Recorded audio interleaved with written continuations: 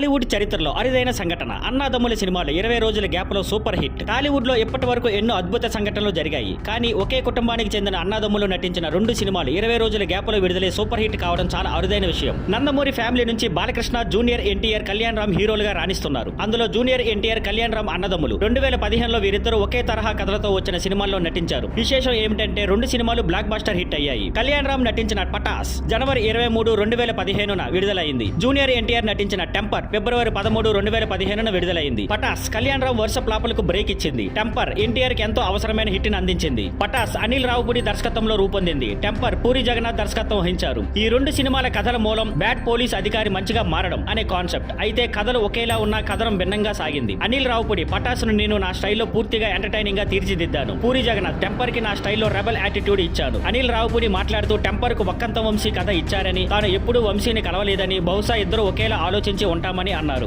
ఇంత విశేషమైన సంఘటన మళ్లీ జరగదా? ఒకే కథతో అన్నాదమ్ములు హీరోలుగా నటించడం, 20 రోజుల గ్యాప్ లో సినిమాలు రావడం, 2 హిట్ కావడం, ఇది టాలీవుడ్ చరిత్రలో అరుదైన సంఘటనగా నిలిచిపోయింది. Thank you for watching. Please like, share and subscribe.